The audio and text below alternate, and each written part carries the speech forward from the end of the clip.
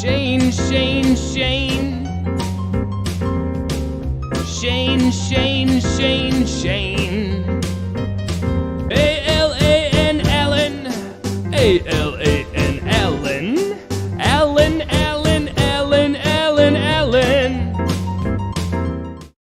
Hey, episode 29 of the 38th Parallel. I am Shane, who calls himself the Hoppitarian because I have a huge ego. And a guy who has a smaller ego, Alan Mosley. How are you doing, sir? Yeah, I'm known far and wide as being a humble, just a servant of the Lord, you know. That's me. Yep. That's me. This is the 29th one of these? Yeah, I know. Good Crazy, right? God. Yeah. It's good. What started Whatever. as just, hey, you want to do a show once a week together? Sure. Yeah, whatever. Yeah, I'll do a couple of them. We blew past the halfway mark then. We're on our way to a year. Yeah. My God. Crazy. Yeah. So I know recently you just did your last episode of It's Too Late. You did the Long John Silver's tier list. How did that go? Surprisingly good. So we learned our lessons from the Taco Bell tier list. The Long John Silver's tier list actually was a lot smaller because they have less different items on the menu. And we're only getting like the minimum quantity of each thing. And we actually made some people upset in chat because everyone came expecting us to A, throw up, and B, to rate all the food like really bad. Yeah. But we actually rated some of it pretty good, and neither of us got sick. So I will tell you this, in all seriousness, when we did the Taco Bell one, which was actually last September, I had told people that a few months ago we did Taco Bell and now we're doing Long John Silver's. Dude, that was almost a year ago. Jeez. In my mind, what was a few months ago was actually a year ago. Anyway, that's crazy. When we did the Taco Bell thing, I placed the order online and I scheduled it to be picked up at a certain time because I was like, I'm going to be walking in there and picking up like 6 sacks of Taco Bell to take home by myself. And I was trying to have it so that it would be ready like as close to showtime as possible and me get home because I just wanted it to be, fresh when we were doing it. And if anything, I should have scheduled it even later, but I did it like an hour before the show. They ended up leaving out like 6 or 7 things. Like that's a lot of items that I paid for that they left out. And then it was a huge hassle for me to then let them know like, hey, I just spent like $120 of food and you left like $20, $25 worth of food out of the order.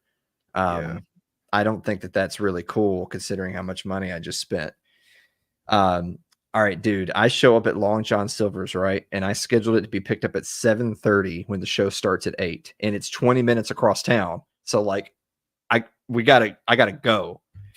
I walk in the door. They are literally packing my order as I arrive, hot off the grill or whatever, into a bunch of individual carriers where they used a marker and labeled every single box with what was in it. And separated like the hots and the colds, and the individual like side servings were all in little plastic containers with a clear top so you could see what it was. Dude, when I got Taco Bell, I just had like 12 burritos that were just wrapped in white paper. And it's like, well, which one is it? I was like, I have to take a bite of it to see which one it is, I think. Guess what it is. So props to the Long John Silver's people for actually doing their jobs. And I think we legit both walked away from it thinking it wasn't as bad as everyone expected. So there you go. I know that that's with today's huge news cycle. I know that that's what people came to hear me talk about was the Long John Silver's tier list. Would I do it again? No. Would I eat at Long John Silver's again? Yeah, probably. If there was a Long John Silver's right down the road from me and it was like, you don't want to eat the same thing every single day. Yeah, I'd probably go to Long John Silver's. The fish was not bad.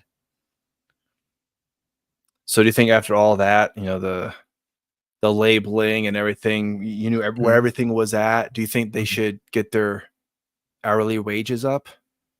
Oh, I mean, who am I to say? I mean, it's run by the Illuminati. They're probably already getting paid $1,000 an hour. Yeah, that's true. Yeah. So it has nothing to do with me.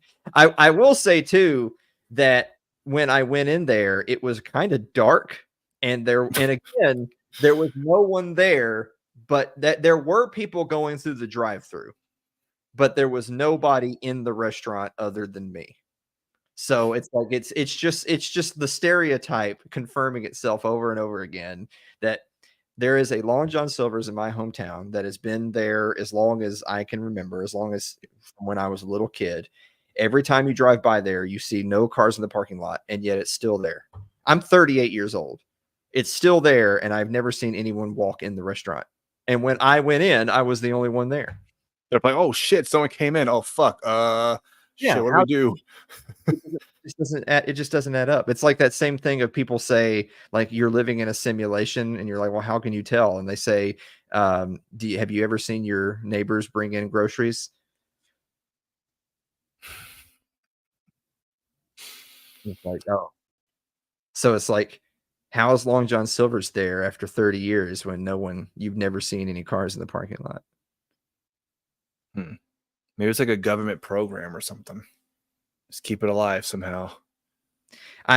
Somebody sent me, believe it or not, a conspiracy theory after the show where they said that it has its origins from back in the privateer days, where if you had a mark from, some royalty for some country, then you could just go do privateering on the high seas. Now, other countries would consider you a pirate, but your country would consider you a privateer.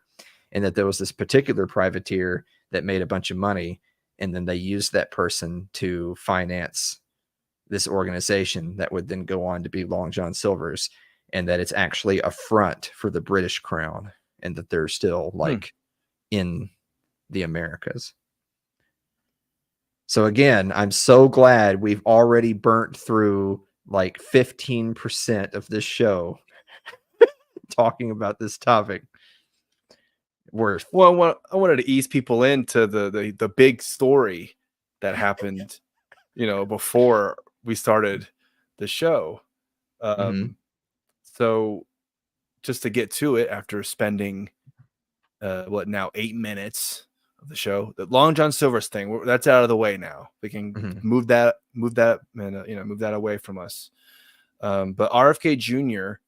has, I guess, he's suspended his campaign in some states, but in other states he's still going to be on the ballot, and it's mainly states that are going to help. He's going to stay in the ballot where it'll hurt or help, like Donald Trump or whatever, and it'll hurt Kamala Harris. Correct. And I know during a speech he basically like torched the Democratic Party. Yes, he did. Which he would probably know more of because he's around. I mean, he's a Kennedy, for God's sake. I mean, he probably knows about the Democratic Party more than anybody. So, I wanted to ask you, and I'm sure we've alluded to this before on our show, but RFK Jr. is supporting and endorsing Donald Trump. Do you think that's going to make any kind of impact in terms of people who are going to go from, oh, I'm going to vote for Kennedy Jr. no matter what, to, oh, he's not in it anymore where I'm at, I'm going to vote for Donald Trump because he said so? Because I did see a couple people go, and I don't know if they're being truthful or not. I just saw it on Twitter, so who knows? For all I know, they'd be shitting, fucking around. But they're like, you know what? Fuck it. I'm going to vote for Donald Trump because I hate the Democratic Party that much. Fuck them. So what do you think? Well, your initial question was, do you think it'll make any impact? The answer is obviously yes. I mean, it'll make zero impact. No impact. Literally out of millions of people, 0 of them will change their minds. No, that's not true. So it was strategic. He didn't just drop out of the race, because dropping out of the race implies you're not on the ballot in any states. You're not in the race. He didn't do that. he suspended his campaign, which means he's not going to be. That was an important distinction, and he made it clear in his speech that he didn't feel that it was appropriate for him to be soliciting donations, taking in money, employing staffers, which are overwhelmingly volunteers, to work hours doing phone banking and doing canvassing and collecting signatures and all the types of things that you do. He didn't think that it was appropriate for him to have people doing that on his behalf if he was not seriously running to win the presidency. Which I think that's fair enough. I think that's the honorable thing to do. That if you're not running to win, then you shouldn't have 100,000 people, bunch of college students and stuff, fucking around blowing what little money they have. And he'd said the same thing too, young people giving up their lunch money and elderly people giving up their Social Security checks to support me. It would not be fair for me to continue to do that if I wasn't in it to win it. Yeah. So that's fair. But he is staying on the ballot in places where he is approved to be on the ballot. But he alluded to a prior speaking engagement that he was in where he had said if he didn't think that there was a chance that he could realistically win, and outside of a really, really wonky situation where Trump and Kamala tie, and then there's essentially a tiebreaker scenario, and that's almost certainly not going to happen. And even if it did, he almost certainly wouldn't be the one who magically comes out of that. But other than that, there's no chance that he could win. So what he's going to do is, if you're in a blue state that is solidly blue, like California, New York, Illinois, Washington, DC, he's going to stay on the ballot just to try to get a higher percentage of the total vote. It's like having an independent run that has a higher percentage of the total vote. It's the same thing as what the Green Party does, what the Libertarian Party does, is they're trying to get that mythical 5% of the vote, right? Mm-hmm. So he's going to stay. It's not going to make any difference because in those states, Kamala Harris is going to win. It doesn't matter. So he's just going to stay on the ballot because who cares? And also in the solidly red states, same thing. Whatever. Alabama, basically most of the South and the Midwest, in the mountain regions, whatever, he's going to stay on the ballots because Trump's going to win. Whoever, it wouldn't matter. The Republican's going to win by 50 points, so he's going to stay on the ballot just to try to have a higher total vote count. But he's not going to win the state, and he's not going to. The important thing is he refuses to play spoiler. That was really kind of the impetus for this whole political maneuvering, is that he didn't want to play spoiler, but explicitly, and this is an important distinction, it's not just not playing spoiler. He doesn't want to play spoiler to the benefit of Kamala Harris. If you could make the argument that if he's going to strategically stay on the ballot in certain states and strategically remove himself from the ballot in others, then in a roundabout way, he's still playing spoiler. Just he's choosing which one. Right, yeah. Now he doesn't really have any power, right? The voters are still the ones who choose to vote. I actually saw a buddy of ours who's been on my show before, who had said, just kind of off the cuff, I just couldn't imagine voting for anyone because somebody else told me to. And what that was an underhanded way of saying that I'm not choosing who to vote for because Robert F. Kennedy says who I should vote for. Mm-hmm. I get that. I do. But to be fair, Robert F. Kennedy wasn't talking to this guy. Robert F. Kennedy was talking to his supporters. And he has some, obviously, he polls halfway decent. I think there's certainly, first of all, his speech was great. He hit on most of the major political policy topics in the current zeitgeist, with the exception of one big one. And I'll bring that up later. Yeah. It has to do with the little hats. That he brought that one up, but he brought up every other topic imaginable to basically shame and denigrate the Democratic National Committee. Obviously, well before the palace coup where Biden is overthrown and they install Kamala, they were already using lawfare against Trump and already using lawfare against Robert F. Kennedy.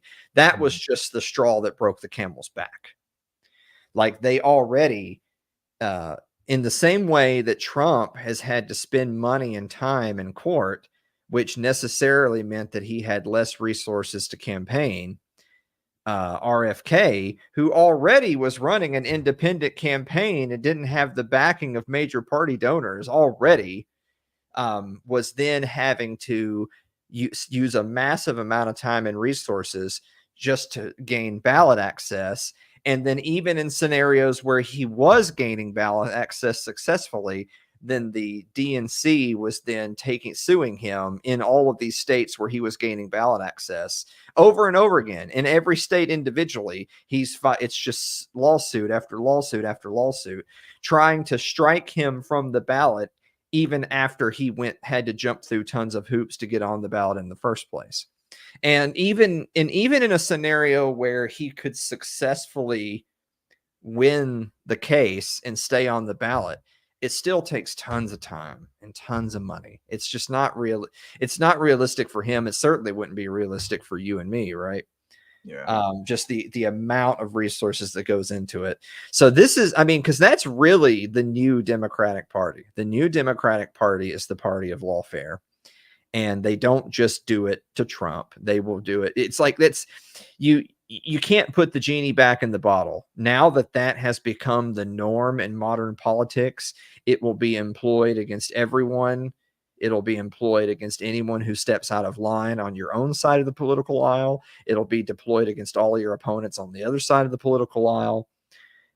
It'll be deployed against their friends and family and their supporters all the way down the line, just to put pressure on people to withdraw their support of you. It's no longer good enough for people to be like doxxed and attacked on social media. Now they're doxxed and attacked with lawsuits on top of being doxxed and attacked on social media. Jeez. So on top of all that, so he goes up there, he gives this speech, he talks about, it's like, well, what were the major existential things? One was just Kamala Harris's entire campaign. So he talked about the stuff that you and I have talked about on the show. The woman's received no votes. She received no legitimate delegates. There was no legitimate primary. They had already rigged the primary for Biden. I was actually listening to Dan McCarthy talk about this earlier today, that you have to understand the genius of what the Democrats have done to understand the evil of it, because they're evil geniuses.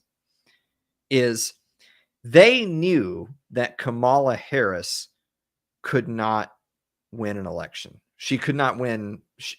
They knew that the more that she was exposed to the press, to the debate stage, to other candidates running for the same office as she would be, that would destroy her.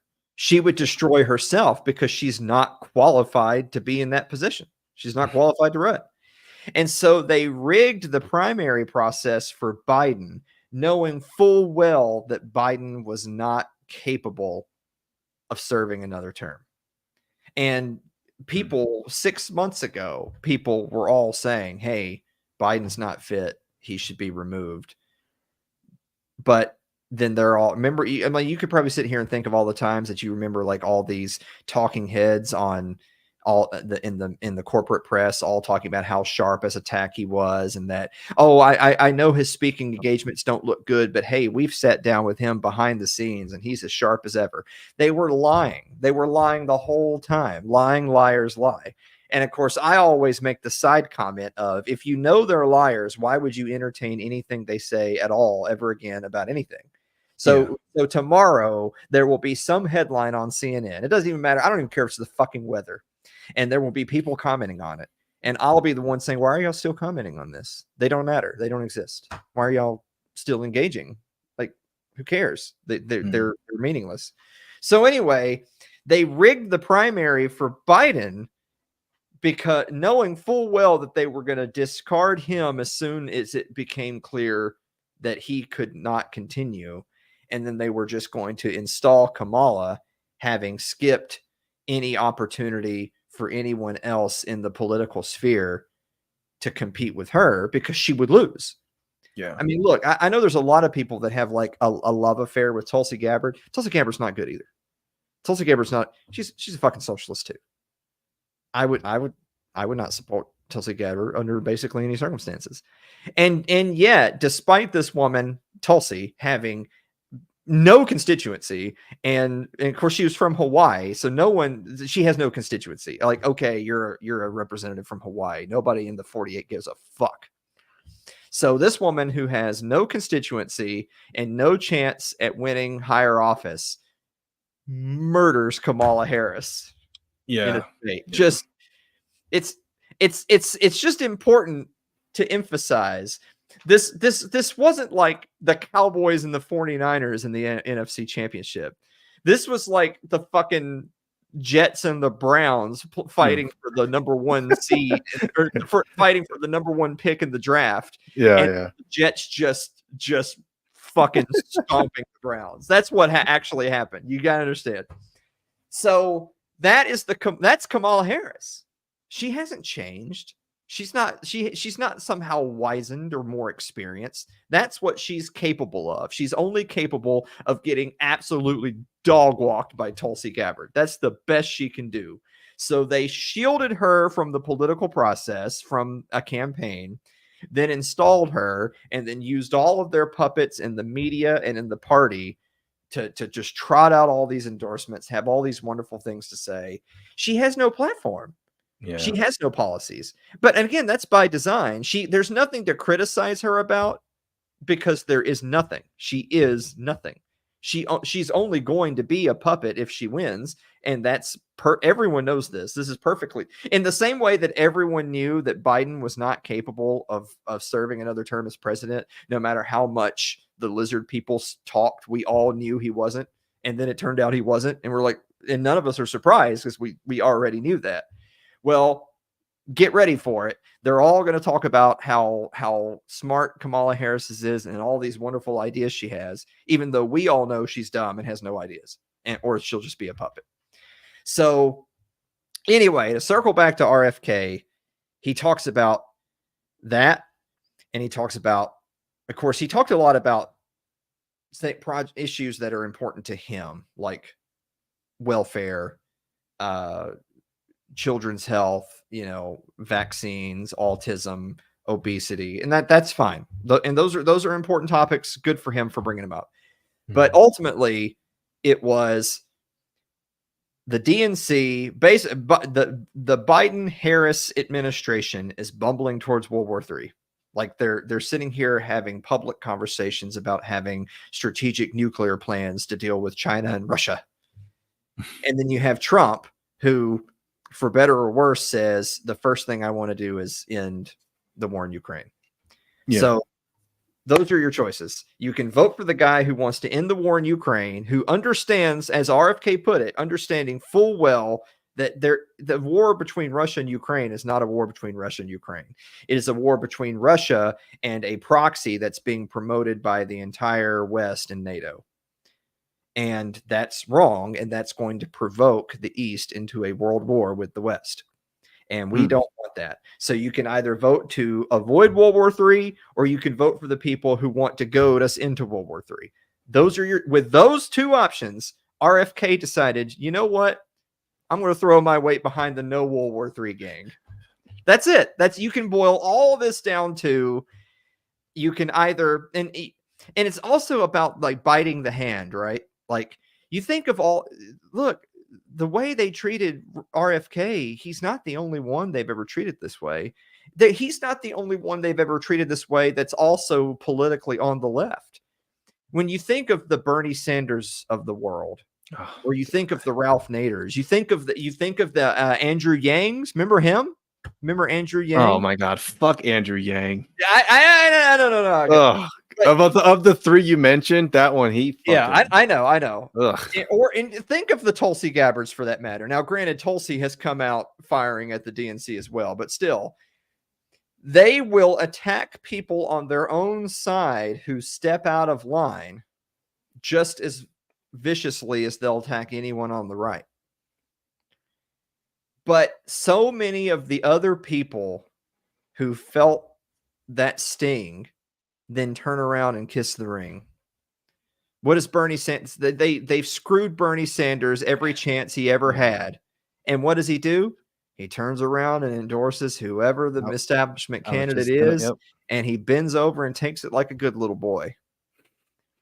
And that's what all the ones on the, but RFK didn't. RFK said, no. You can't do this to me. And then when it's convention time and it's time, okay, it's time for the general election. Let's all put on a brave front. He's like, no, fuck you. How dare you think that I'm just going to fall in line with the way you've treated me? Like the lawsuits in a whole bunch of states are pending to this very day. Yeah, right. No, I'm not going to just turn around and support you because we got to beat Trump. Fuck that. So at least RFK had the balls to do what the rest of his own family and all of these other like pseudo anti-establishment candidates failed to do, which is make them pay for the way they were treated. So hitting back at a DNC that doesn't give a damn about democracy, doesn't give a damn about workers or rights or the Constitution, who is pro-war. He used the term neocons multiple times in his speech, and they are, because neocons are leftists.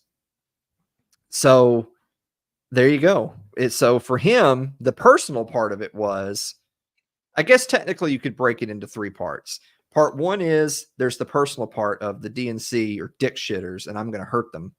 That's the spiteful part, as Jay Forte. That's the part that you do out of spite. Yeah. The second part was his own personal pet projects. It's like, well, if Trump's going to let me have a seat at the table and I can talk to him about just a handful of things that are near and dear to my heart that I think that we can make a positive impact on, and he's willing to listen, that's a hell of a lot more than the Democrats have given him, right? RFK specifically said in his presentation that he reached out to the Biden-Harris White House first before getting with Trump. And they told him in no uncertain terms, no, we're not going to meet with you. We don't even want to speak to you ever. And so he said, oh, well, okay. And then he went to Trump, because at least Trump would give him a seat at the table. And then finally, three, there's the foreign policy aspect of it. And it's something that libertarians, I shouldn't say all libertarians, but libertarians in general tend to be pretty good on. If you can only be good on one issue, you've got to be good on war, right? You've got to be anti-war. If you can't be right about anything else, you've got to be anti-war. And do I think Trump is anti-war? I think instinctually he thinks that war is bad, but I think he makes the mistake of surrounding himself with neocons and swamp monsters. But RFK, other than other than a genocide in one place, I think he thinks that I think Trump thinks war is bad on a practical level. It's not good for business, right? But I think RFK actually thinks war is bad on a moral and practical sense, with the exception of that one place. And so he is strategically trying to help the Trump campaign. Now, I think everybody on that side of the aisle is riding high today, right? Probably, yeah. I mean, but the real question is this going to have the desired effect? Well, I mean, I guess for the Trump campaign and his supporters, if they feel like if they can get even 5% of RFK Jr.'s supporters to go over to them, that's like, hey, that's pretty good. It's pretty good numbers. If you can help us out, then more power to us, please, because we don't want that crazy cackling Kamala as president because, like you said, World War III. I mean, I don't know how many times they've been saying, "Oh man, if this person goes in, World War III is going to happen." I mean, I don't know. I think the interesting, so that's the interesting question, right? Is that if you had a message, if you were specifically talking to RFK supporters, it's why were you supporting RFK? Were you supporting him because of the candidates running? You thought he was like the least bad? You know, were you supporting him because you genuinely thought he was really good and everyone else was uniquely evil, but he's good? Because I think if you were supporting him and his agenda and you were going to follow him no matter what, then you would be more likely to be influenced by what he says you should or shouldn't do. So again, if you're in a state where he's still on the ballot, then you just vote for him and, you know, whatever, that's the end of it. But if you were in a swing state and he said, hey, you should just vote for Trump because just to be a vote against Harris, then, you know, whatever, that's fine. But I think if you were only voting for him because you wouldn't vote for anyone else, then if you weren't going to vote for anyone else, you weren't going to vote for anyone else. Right. So that's another part of the equation is, you know, how a lot of, and both sides do this. You know how people on both sides will say that a non-vote is a vote for the other people, which, by the way, they're both very wrong. They're literally incorrect. If I don't vote, that means I didn't vote for either candidate. Yeah, that doesn't mean I voted. Yeah, they don't actually fill my ballot in for me for who I don't like because I didn't show up. That's not like basic math. You know, yeah. 0 times 0 is what? But it's still the interesting conversation of if the average RFK voter is politically on the left, and so that they would be, without RFK, they would be more likely to just vote down ticket Democrat. Then if that person just doesn't vote, then it's still a net loss for Kamala. It's just not a vote for Trump. Yeah. But if they would have voted, like if RFK had dropped out 4 months ago and said, this is just stupid, they're suing me in every state, fuck this, I'm just going to quit, and he just wasn't on the ballot anywhere, then would those people then vote for Kamala, or would those people just not vote? I think them not voting, obviously, you know, depending on your perspective, if you're pro-Trump, you want them to vote for Trump. But also, if they don't vote for Kamala when they otherwise would have, is at least a net benefit. So the question is will RFK voters still vote for him or write him in, which does no one any good because he can't win? Mm-hmm. Will they just not vote at all, which doesn't help Kamala, but it doesn't actively help Trump either? Or will they actually vote? Will they do a positive change, or like a positive action? Will they actually get in their cars and go to the polling station and vote for Trump when they otherwise never would have? How many people were? Because this is, you know, I don't have the internal polling data. According to Robert F. Kennedy, he genuinely felt, based on their polling data that campaigns do, he believed that he was taking more votes from Trump, particularly in the battleground states, than he was from Kamala. And that's why he's taking himself out of the equation and asking people to vote for Trump. Mm-hmm. That's what he says. I assume they have data that they're looking at and they feel like that's what would happen. But that is a question that we don't know. And we're still a few months away from the election. So we don't know. We don't know what we don't know. But that is an interesting question of, is the average Robert F. Kennedy voter someone who would vote for Trump, but they prefer RFK? Or is the average RFK voter someone who would vote for Kamala, but they prefer RFK? Or is the average RFK voter someone who would prefer RFK, and without him, they don't vote at all? We don't know. And we don't know what the I'm sure there are plenty of all three. We don't know what the ratio is. And even with that ratio, again, this is This is electoral politics for US president. It doesn't matter what the average voter would do across the country. All that really matters is what voters would do in Arizona, Colorado, North Carolina, Pennsylvania, Wisconsin, to a lesser, it used to be Florida. Florida used to be the huge Georgia.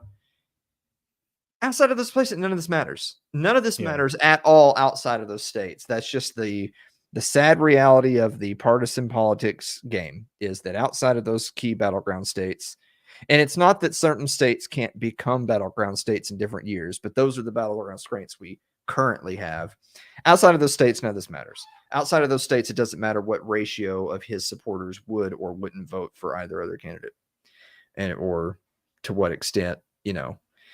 And then ultimately, does him giving a bump to Trump actually register in the polls? Like, because if he was a true independent candidate and he was taking some votes from Kamala and some votes from Trump, then him just not existing, which one benefits the most? But with him still existing and actively telling people, I'd like you to vote for this guy, what percentage of the whole actually follows his advice and does it? Who knows? I mean, I'm sure Trump will take it. I'm sure he's more than happy to get the endorsement. Absolutely. It's also very transactional. That's something that people have to understand about Trump in general. Back when Trump first said at the Libertarian convention that he would free Ross Ulbricht, that was a very transactional thing. He wasn't saying that he was going to free Ross Ulbricht because he's reviewed his case and believes that he should be free, because he could have done that when he was president last time. Yeah, right. No. Yeah. He was doing that in exchange for all of you neckbeard faggots to come vote for me. And if he gets a bump in the polls, particularly again in key battleground states, because of that promise, then he'll have considered it money well spent. And he also reiterated that promise at the Bitcoin convention as well, the one that they actually just had up in Nashville. So the more time that's gone by, the more I actually tend to believe it, that I do think Trump actually would pardon Ross if he wins, with the one small caveat of he wants to actually see a bump in the polls from the people who want Ross free. Yeah. Because he's a transactional guy. He's a businessman.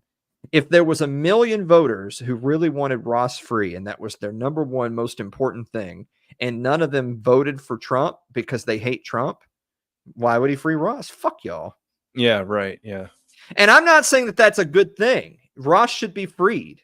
And I would be But that's mad his as hell. mentality. But that's his mentality. Yeah, you just have to understand him. You just have to understand the way his brain works. But if you were one of those people who wanted Ross free above all else, and he's the only guy saying he's going to do it, right? So if that was the most important thing to you, don't you think you should at least try to support the guy that, even if you think that there's a 99% chance that he reneges on his promise, that means there's still a 1% chance he does it, right? Mm-hmm. That's 1% more chance than Ross currently has to get out of jail, which is 0%. And the Democrats are not letting him out. Someone had made the point already that, look, I used to tell people for years that if I were an incumbent and I wanted to just steal another election, I'd just be like, hey, I'm legalizing weed. Sup? I don't even care about the law. I'm signing an executive order because I'm such a tyrant. We're rescheduling weed. Yeah. And I would win that fucking election. And the fact that they won't do that really says just how much sway special interest has. Like, it would be a free win and they still won't do it. Now, freeing Ross isn't quite the same level as legalizing like weed nationally or federally, but it's still the same thing. That, like, if I'm Kamala Harris, I'm going to be like, hey, I'm going to talk to Biden. We're going to commute Ross, just to take the wind out of the sails of my opponents. Right. But they won't, because A, they don't give a fuck about Ross or you or anyone else. And B, I doubt that they even know who Ross Ulbricht is. They don't give a shit. But just purely from a political standpoint, it would be a political win for them to do that. And then it would be stealing something from the Trump campaign. But again, barring that happening, which would be purely just political strategy, if Trump says he's going to free Ross and you want Ross free, you better support Trump.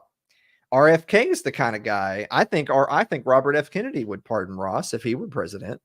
And now RF Kennedy is supporting Trump. So these people have decided the most important thing is making sure we don't have a Kamala Harris, Tim Walz administration. Yeah, and if it's true, like everything that happens where RFK Jr. gets a seat in his cabinet or whatever position that is, whether it is CIA director, which would be pretty funny. Hey, you remember that time when, now you're the director of that thing that happened. Yeah. That would be pretty funny. The only thing I think is, for me, he would be better for HHS, Health and Human Services, so that like FDA, CDC, all those different that makes sense, 'cause, and he could just mutilate them. But the only thing about the CIA one I don't like is just the fact that I wouldn't want, like, if you were the president and you were like, hey, Alan, do you want to be my the head of the CIA? I would say, no, I want you to close the CIA and then just make me the head of something else. I don't want to be the head of the CIA because I want you to abolish the CIA. Now, of course, they'll blow your brains out, but I'm just saying. Do you want me to depends die? on how brave you are. Yeah. Well, then I get to be president now. Oh, yeah. There you go. And now I'm going to give them a new funding bill. Uh, No, but I mean, being assassinated notwithstanding, I want the CIA abolished, so I wouldn't really want to be in charge of it. If you did put me in charge of it, I would be doing everything in my power to undermine the agency, to neuter it completely, in the hopes that, because you're still the executive, it's an executive branch property, I would want you to just shutter it. But if you wouldn't do that, then me as the head of it, I would try my best to dismantle it. But I couldn't just close the doors. You would have to do that. So with that said, I would rather they close the CIA and RFK is like HHS secretary. But I can see the irony of making him the CIA. yeah. They also talk, now keep in mind, RFK, we're sitting here doing the show here like a 9:45 Central. RFK has already shown up to a Trump rally. Mhm. He did his whole spiel the middle of this afternoon and was at a rally with Trump this very evening, just a couple of hours ago. And they talked specifically. I don't care about any president or any politician who ever says, oh, we're going to form a committee to do this or that. That's just political talk for we're going to do fuck all. Ignore those things.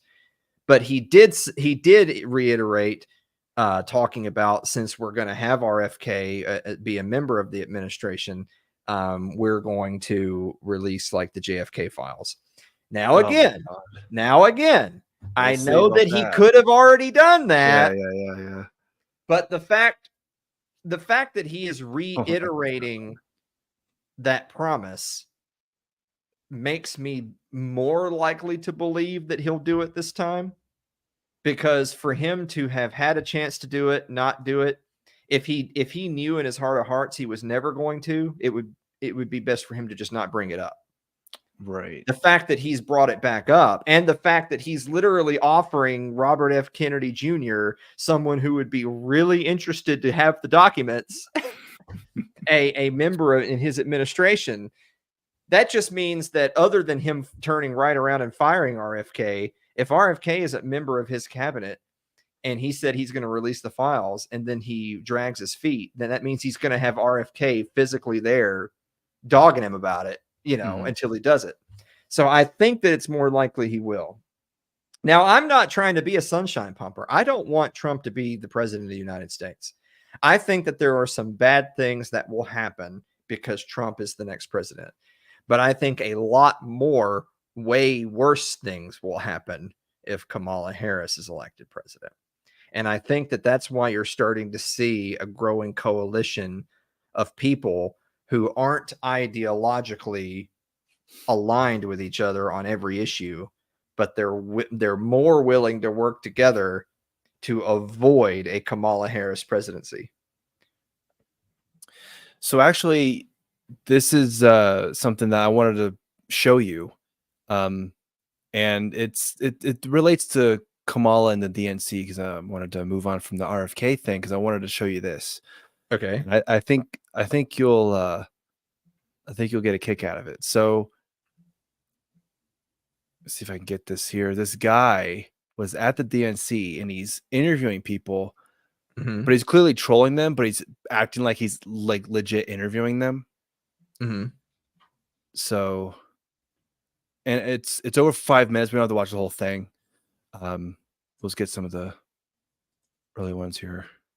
Would you rather have a democracy or access to abortions? Either or. I feel like that's a very tough question to answer. I feel like that's almost not possible to answer. I feel like I couldn't pick one or the other. Even if you had to choose? I had to choose. Can we get a final answer? I know it's hard. I guess access to abortions. It's Brad Summer! The queen of the Brads has arrived! Yes, queen! Do not come. Are you as hard as I am right now? She's something special. Can we please, this year, it'd be so Brad, have a higher tax rate for rich white men? Well, if we have a Democratic Congress, we certainly will. Yeah, baby. Tax those rich old whiteys. Come on. Are you worried Donald Trump's going to weaponize the justice system if he gets in power? I'm concerned about Project 2025. And it's important that individuals understand that Project 2025 basically consolidates power in the hands of one dangerous man. Yeah. And so it's really critically Start important. prosecuting his political enemies. Exactly. Guys, I have to say, you are even more beautiful in person. Oh, I love him. I love you. Thank you so much. Hasn't Donald Trump like expressed multiple times that he's completely distanced himself from Project 25? Or He has, but he shouldn't have even done that. He should have leaned all the way into it. That I'm going to take the power and I'm going to absolutely curb stomp everyone who opposes me. That's what he should have said, because that's what the Donald Trump of 2016 would have said, and that one actually got elected. Well then. I mean, I do like that last little bit he did right there of obviously he's alluding to the fact that there are a non-trivial number of people on the left, including people who actually are closer to the gears of power, people who are bureaucrats and mid-level politicians and organizers and managers who are really afraid that if Trump wins election, then he's going to be coming for them next. But they are the party of lawfare. I mean, we spent the first part of tonight talking about just the constant lawsuits, the constant ballot access issues. They literally so they obviously are anti-democratic because they rigged their own elections. They not only do they rig your elections, they rig their own elections. So so they're obviously anti-democracy, and they're also pro-lawfare, which is I love the term. I mean, that's the fact that that's a term that you would not have heard 4 or 6 years ago, that now everyone knows that word and what it means. And it's literally been an invention of the Democratic Party. So to believe that Trump would use lawfare to attack his enemies is only to admit that you're afraid of recompense, right? You're afraid of what goes around comes around. Because again, everything that they could possibly accuse Trump of only stands up to scrutiny if he did it or attempted to do it between 2016 and 2020, right? He was president of the United States. So if you're going to accuse him of anything, you have to at least have evidence, hard evidence, where he did engage in that practice or attempted to engage in that practice while he was president. If he didn't, then you sound like an idiot. And that is what ends up happening for almost everything they accuse him of. The same thing goes with they accuse, I can't even think of the long list right now, but they accuse him of, oh, well, if Trump gets elected, they're going to do this. If Trump gets elected, they're going to ban that and they're going to close this. It's like, yeah, but he didn't do that for 4 years. Yeah, so right. It's so either you're just a liar or ignorant, and that's the answer. That's the answer for all the rank and file. They're just liars and idiots. Or you think he's worse today than he was 4 years ago. And if you think that, because I have a question for you. It's like, if you think that Trump is a greater existential evil today than he was 4 years ago when he actually had the reins, why? I'm serious. This is not a rhetorical question. It's like, if there's just hypothetically, you're trying to play devil's advocate. These people think that Trump is more evil today than he was 4 years ago. Why would Trump be more evil today than he was 4 years ago? Because I can only think of one reason. Well, I was going to say it could be because, he lost the previous election, or, lost the previous election. Mm-hmm. And, feels pretty bitter about it and wants to, stick it to him. Mm-hmm. I can only think of one reason why they would think he's more evil today, or a greater threat today than he was 4 years ago when he actually had the reins of power. And that is that he would want vengeance. It's like, okay, well, what's vengeance? Vengeance for what? Vengeance for what? Oh, all the shitty things you people have done for the last 4 years. Right. Yeah. It's all this. It's this do as I say, not as I do thing. And they're the ones who did it.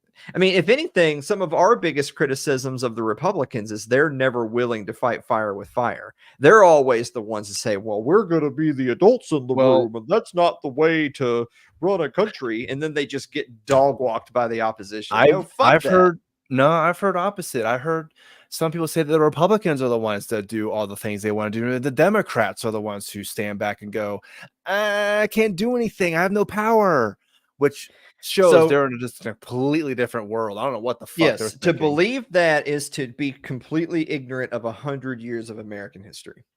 And that's it. So this is kind of because, I'm a 49ers fan. That person I'm talking about, they're a 49ers content creator, and they believe that, Democrats they're fucking pussies. The Republicans are the ones that do everything that they want. Like, what are you talking about? What the fuck are you even talking? Anyway. Yeah. For people, if you run into anybody, whether it's a friend or a family member or somebody on the street, if you run into somebody who's that level of just completely fucking gone, like you're supporting the party of child mutilation, genital mutilation, and pedophilia in World War III. So if you don't get that, and like to this point, if you think the Democrats just are never willing to really, really get down to business and make change, and it's always those dastardly Republicans getting their way. If you think, because we talk about the Overton window has been moving left gradually for 100 years. It just started moving left more rapidly in the last 20 years, but it was moving more. It was moving left for 100 years. The last 20 years more rapidly. If you don't understand that, if you're talking to someone that not only doesn't get that, but actually thinks the world's more conservative today than it was 100 years ago, said no one ever. No one thinks that I would just laugh in that person's face right there. I'd say, so you mean to tell me that you think the world is more conservative today than it was in, say, 1955? You know that's not true. So now I'm going to point and laugh in your face. But to my point, if you're dealing with someone like that, here's the phrase that you need to be armed with. I saw Michael Malice said this the other day. It's something that I've said before. I'm so glad that Malice can get credit for it. He probably took it from you for I know. He's a fucking Jew. He saw this. Oh shit, that's a good one. Yeah. Is to say, I don't think we can have a productive conversation about this and just move on. Because I mean, why bother? Yeah, right. You might as well be speaking different languages. You're aliens. Who cares? It doesn't matter. I had actually shared the anecdote with our friend Jim Bovard. Absolutely fantastic writer. He's been published everywhere. Washington Times, New York Post.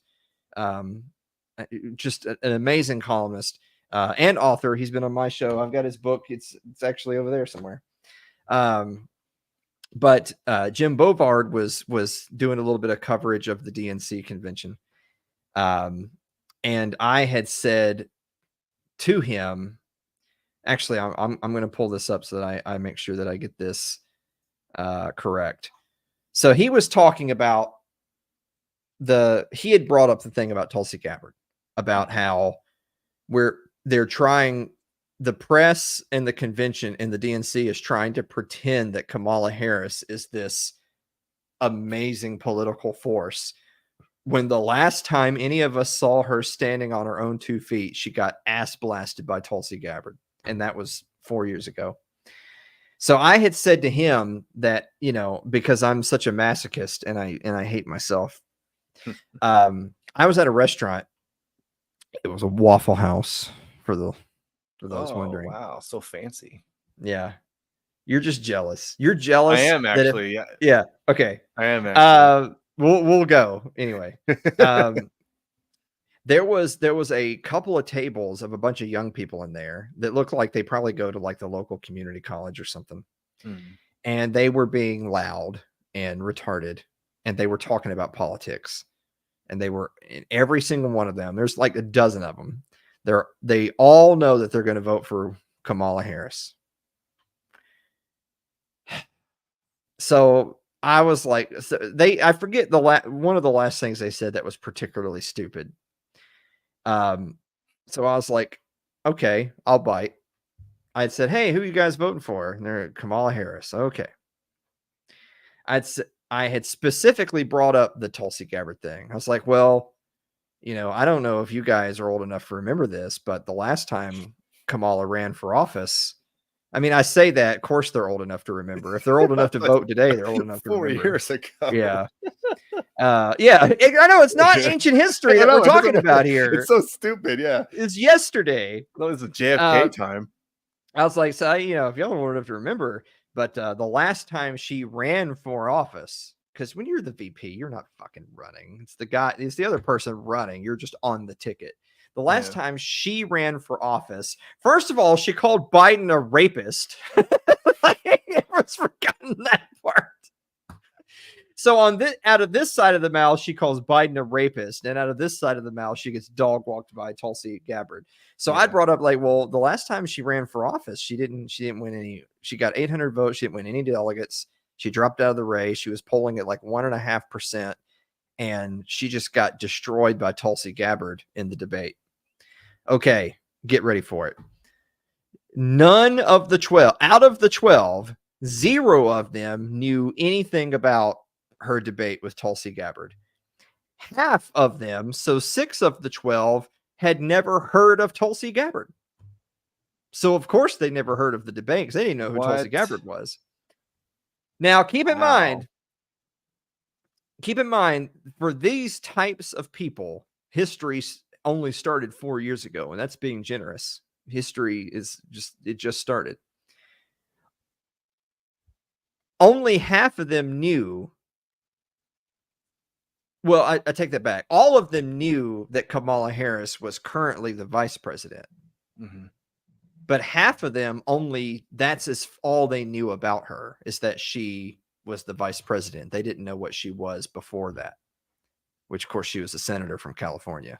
Yeah. The other half knew that she was in Congress, but they didn't know if she was in the House or Senate or what state she was from. Jeez.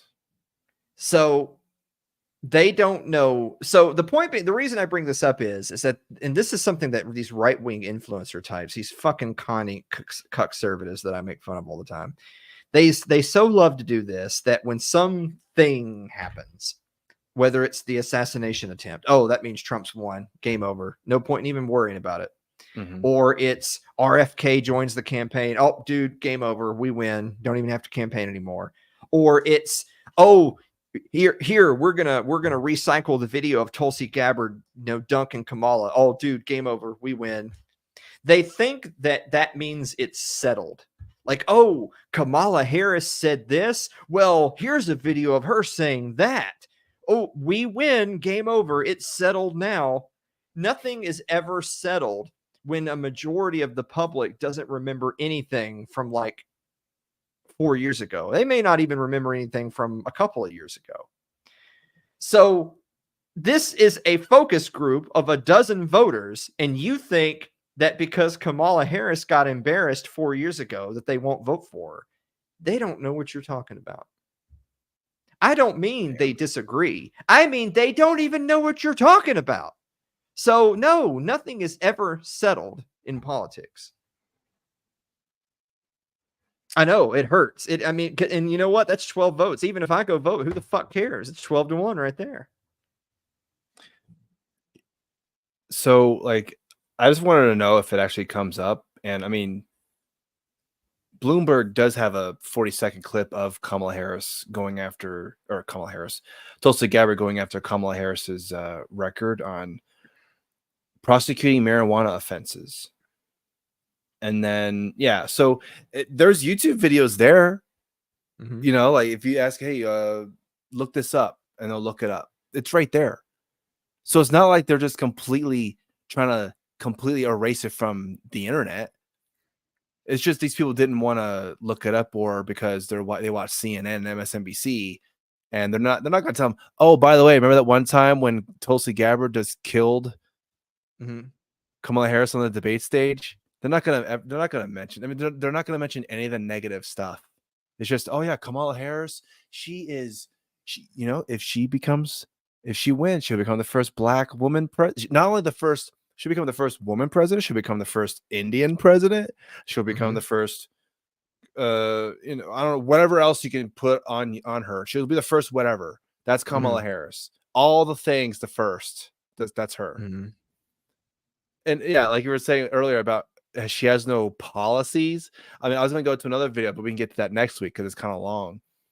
Where it's just the only thing that I know of that we talked about in the last episode, where, oh yeah, she wants to do price controls. There's one thing she wants to do price. She wants to harsh penalties for price gouging. All right, the one she's actually only publicly said 2 policies in the last week.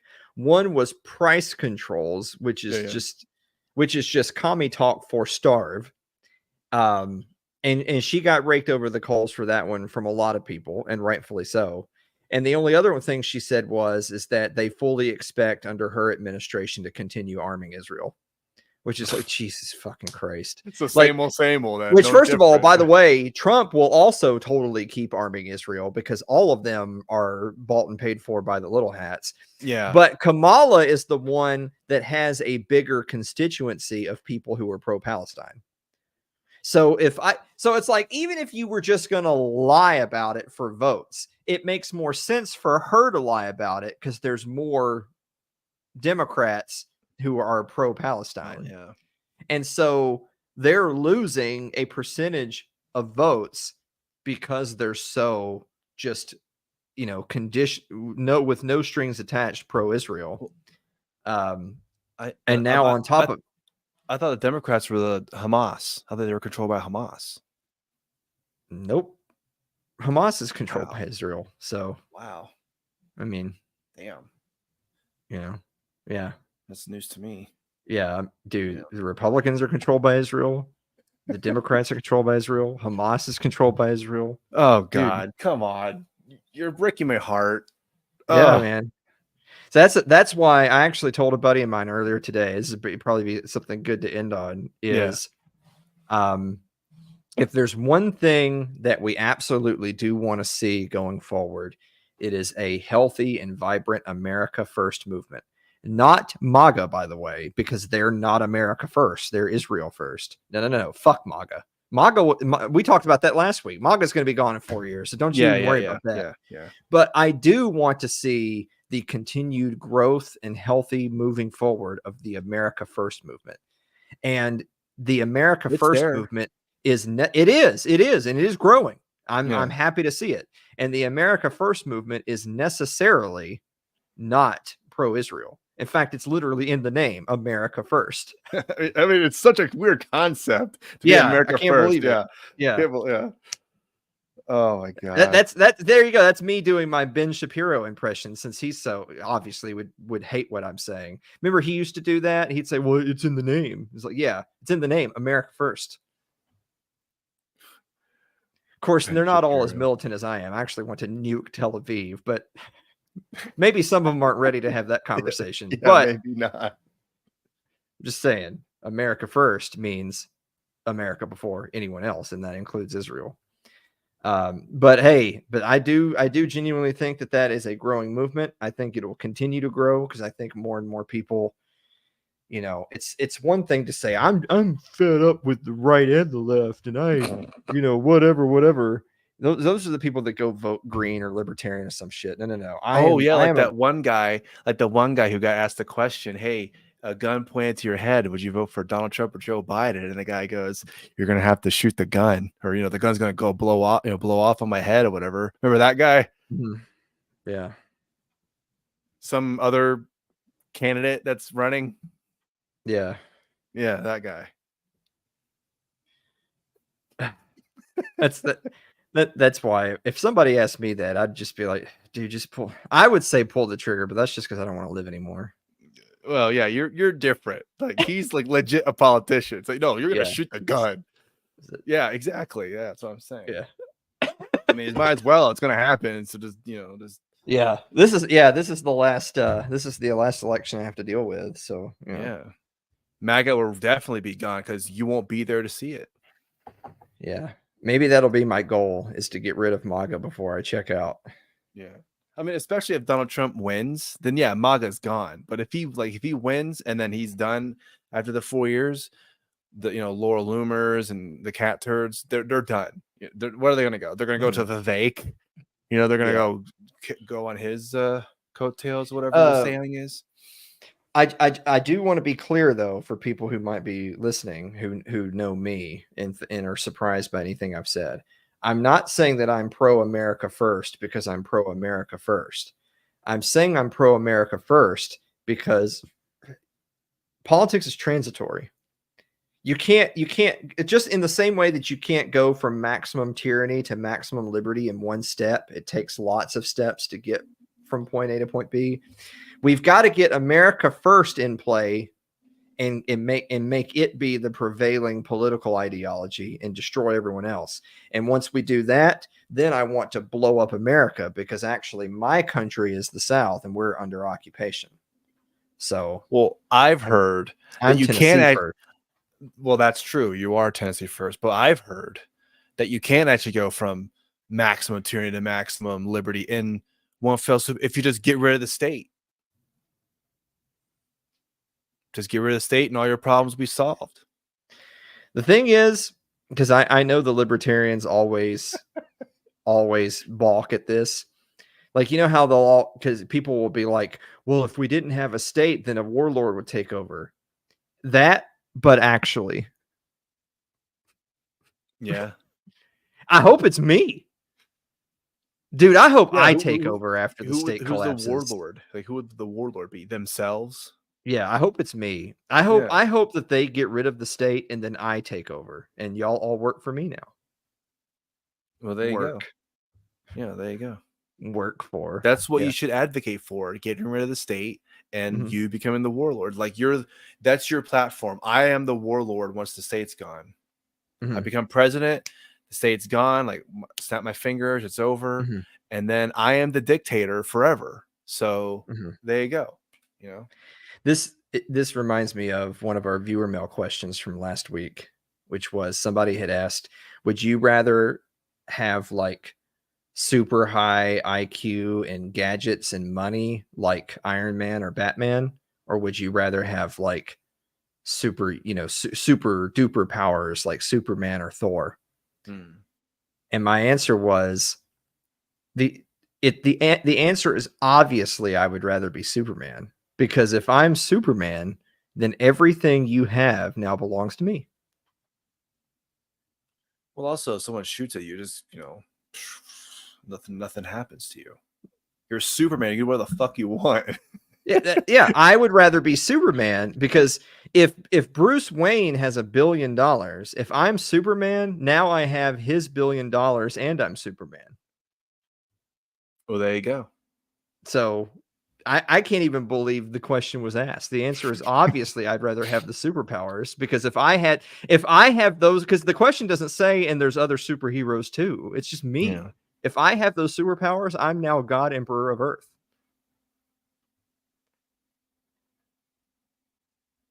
JC, he's paying the warlord tax. Look at that. How about that? Look at that. $10. Thanks, man. Man, this Much show's really been taken off. I know. $10. I'm finally gonna get that $100 check from YouTube. Thanks, YouTube. Yeah, they're funding your ticket to the live event. The next. What number? Will you be dead by then, right? Huh? It's 399 days left. Is more than a year. Oh, right. Oh my God. What's wrong with you? I don't know. It's late. Oh, we're up to this. Okay, yeah, we're up to the 7th. So there you go. Yeah, they're paying for your ticket to the 7th annual It's Too Late live show. All right. Well, thanks, JC. We'll see about that. I won't make any promises, but we may be able to show up at the 7th annual. So we'll see. Anyway, Alan, where can they get Fox and Sons coffee, and what promo code can they use to get some? You can get Fox and Sons coffee at foxandsons.com. If you use promo code ITL, you get 18% off your orders of some amount of money. Yeah, there you go. Okay, 18% off orders of $34.99 or more. Shipping's free on orders of $40 or more. Give them their website, which is foxandsons.com. That is foxandsons.com. Use promo code ITL. And also, you check this out. They've got like this sniff hole on the back. So you just kind of give it a little shake. Does smell good. Oh yeah. Oh yeah, shit's like crack. Out of this world. Yeah. I mean, it is a drug. It's caffeine. I've actually just eaten some of this. So make some coffee ice cream. There you go. Mix it into some ice cream. It wasn't the worst thing I've ever had. I mean, I don't mean the coffee to drink. I mean just eating the beans out of the bag. So just throwing that out there. Just skip the middleman, go straight to the source. Yeah, there you go.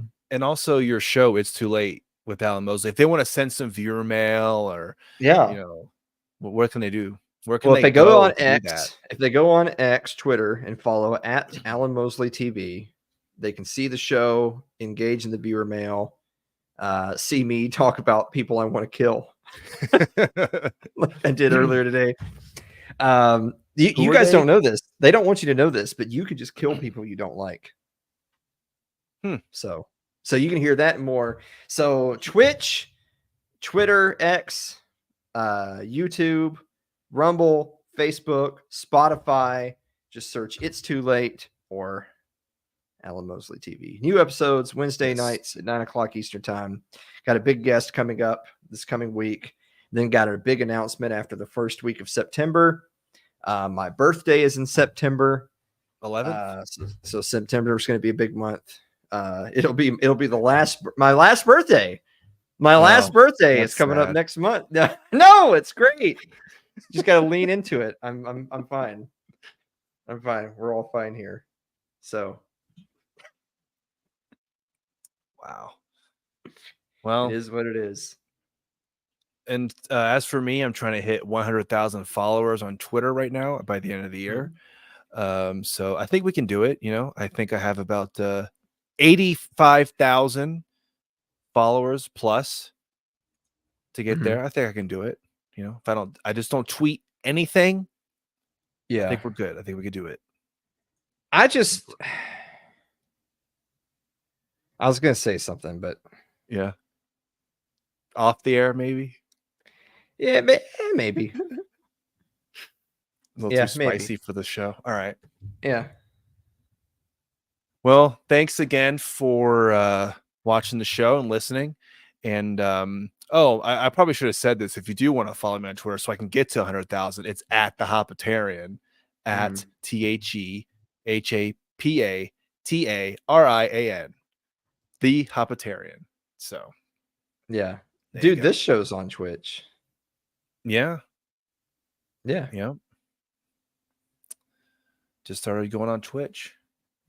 So again, thanks for watching and listening. Really appreciate it. Thanks for the support. Again, thanks JC for the super chat. That was much appreciated. Anybody can send a super chat. $2, $10, $1,000, whatever you want. Send it my way and I'll use it for beer. All right. Thanks again, and we'll see you next week if Alan's still around.